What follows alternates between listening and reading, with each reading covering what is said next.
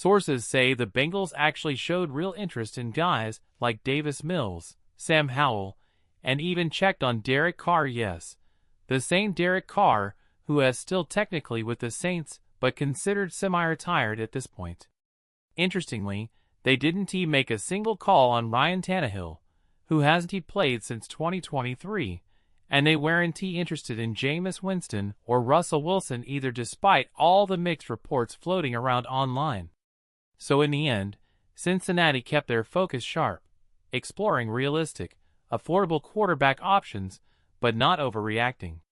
Honestly, I couldn't be happier with how the Joe Flacco situation ended. When you look at all the options, the Bengals explored Davis Mills, Sam Howell, and even Derek Carr. None of them compare to what Joe Flacco brings right now. Experience, composure, and playoff-tested leadership. Out of all four names on that list, Flacco was hands down the best possible choice. What makes this even more impressive is how aggressive Cincinnati's front office actually was. Reports say they reached out to nearly every NFL team that carried 3 quarterbacks or had a practice squad arm worth evaluating. That tells you one thing: this team wasn't going to settle. They were determined to find someone who could truly help if the quarterback room needed support. But here's where it gets interesting. Apparently, the Bengals didn't reach out to the New York Giants. That alone raises eyebrows. Why skip a team that has been openly juggling its quarterback situation all season? Maybe they already had their direction mapped out. Maybe the fit just wasn't there.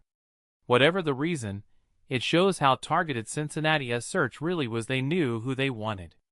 And about the rumors floating around that Zach Taylor didn't believe in certain quarterbacks, like Russell Wilson, let us be honest here, these major quarterback decisions usually come from higher up. The front office and general manager pull those strings. Coaches, including Taylor, might get informed later, once the front office finalizes a deal. It is similar to how Kevin Stefanski in Cleveland admitted he didn't even know about the Joe Flacco trade until after it was done. The same kind of front office-driven move likely happened here in Cincinnati. The leadership group decided Flacco as the guy, and then informed Zach Taylor once the deal was complete. And that's what makes this move even smarter. It was calculated, quick, and built around experience. The Bengals didn't just grab a name. They brought in someone who knows how to handle pressure, read defenses, and lead when things get tough. For a team trying to stay steady through ups and downs, Joe Flacco might just be the calm hand they needed. Before we talk about what is happening around the league, let us circle back to how the Bengals situation compares, because that's where the real story lies. While other teams are struggling to figure out their quarterback issues, Cincinnati has quietly done something rare in this league. They've made a smart, steady move. No panic, no desperate trades, just a strategic step to stabilize their QB room with Joe Flacco in the mix. Now, across the league, we've seen some chaos teams like Seattle and Arizona fighting to stay afloat. Geno Smith in Seattle, for example, has thrown 8 interceptions during their current 4-game losing streak, and while Pete Carroll insists Geno is still his starter, that kind of inconsistency shows how fragile QB depth can be. Meanwhile, the Bengals' approach looks so much more composed. Instead of chasing unproven backups or panicking mid-season, Cincinnati looked for someone who could actually lead if needed. Someone who has seen it all, which is exactly why Flacco made sense. And think about this. Teams like Arizona are still battling uncertainty with Kyler Murray's foot injury, unsure if he'll be 100% even when he plays. The Bengals didn't wait for things to collapse. They acted early, which is what smart, playoff-caliber organizations do. That's the difference between being reactionary and being ready. The Bengals chose ready. And as the rest of the league scrambles to stay healthy and competitive, Cincinnati is slowly building something much more dangerous: stability. And in the NFL, that's everything. Mac Jones might be getting attention for his recent hot streak, but in Cincinnati, all eyes are on one man: Joe Flacco. The Bengals' newest quarterback addition has instantly shifted the mood around the team. This move wasn't random. It wasn't rushed. It was the result of a full-scale, all-out search led by Duke Tobin and the Bengals front office. Reports say they went deep, calling nearly every team across the NFL that carried 3 quarterbacks or had a promising practice squad option. The list included names like Davis Mills, Sam Howell, and even a quick check-in on Derek Carr with the Saints. But at the end of the day, the Bengals didn't want just any quarterback. They wanted someone who has played meaningful snaps recently, someone who could step in and command a huddle without missing a beat.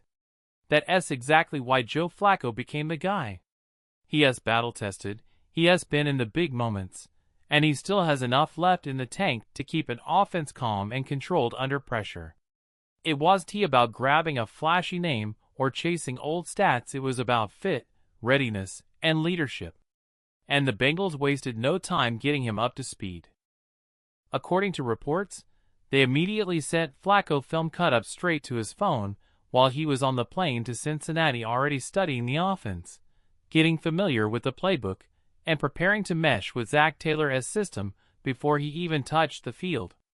That's the kind of preparation championship teams are built on.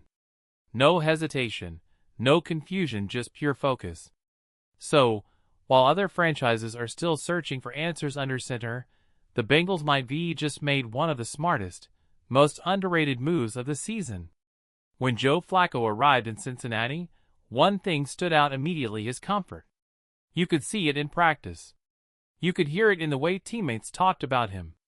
The man has been around the league long enough to adapt to just about any offensive system, and this week, he looked sharp.